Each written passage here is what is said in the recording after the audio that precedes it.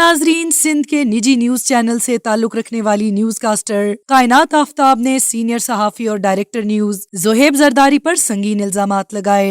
उनका कहना था कि मुझे ज़ुहैब ज़रदारी ने काम के दौरान तंग किया, मेरे लिए काम करना मुश्किल हो गया, ज़हनी तौर पर मैं इस वाक़े से बहुत डिस्टर्ब हुई हूँ। उनका मजीद कहना था कि ज़ुहैब ज़रदारी ने मुझे नोटिस भेजा जिसकी वजह से मीडिया पर मेरे घर की डिटेल्स आ गईं और अब मैं इनसिक्योर हो चुकी हूँ। अब कोई न कोई रात को मेरे घर के दरवाजे पर आता है और अक्सर कोई अजनबी दरवाजे पे दस्तक देकर भाग जाता है। इस सारी सूरत हाल ने मुझे परेशान कर दिया और मुझे अपनी सलामती के लिए तहफ़्फ़ुज़ चाहिए। कायनात का मजीद कहना था कि मुझे अगर किसी भी किस्म का नुकसान पहुंचा तो इसके जिम्मेदार ज़ुहैब ज़रदारी होंगे। कायनात आफ्ताब ने रोते हुए अपनी एक वीडियो बयान जारी किया और कहा कि मुझे कुछ नहीं चाहिए, मैं अपनी सैलरी भी नहीं चाहती, लेकिन मैं खुद पर लगाए गए इल्जामात से पीछे नहीं हटूंगी। मेरे मोबाइल में तमाम सबूत मौजूद हैं, कोई भी इदारा तहकीक कर ले, मैं उसके सामने ये सबूत देने को तैयार हूँ। कायनात ने जज्बाती होते हुए कहा कि मैं बहुत ज़हनी अजियत से गुजर रही हूँ,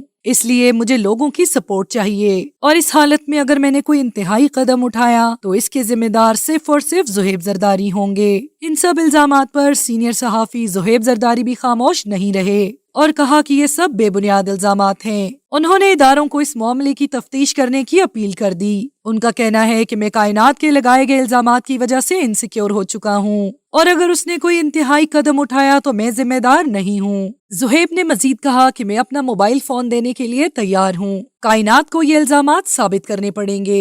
मैंने कायनात को कोई फोन नहीं किया, अगर मैं मुजरिम साबित हो गया तो मुझे जो भी सजा मिलेगी मैं वो कबूल करूंगा। ज़ुहैब ज़रदारी का मजीद कहना था कि 6 दिसंबर को निजी टीवी न्यूज कास्टर कायनात ने तकरीबन 3 बजे के वक्त ड्राइवर से कहा कि मुझे ऑफिस की गाड़ी में मंजूर कॉलोनी छोड़ आएं, जिस पर ड्राइवर ने कहा कि मैं आपको घर के अलावा कहीं ड्रॉप नहीं कर सकता। इस पर कायनात आफ्ताब ने ड्राइवर से बदतमीजी की और सीईओ से शिकायत कर दी, जिस पर सीईओ साहब ने मुझे तलब करके मसला मालूम किया।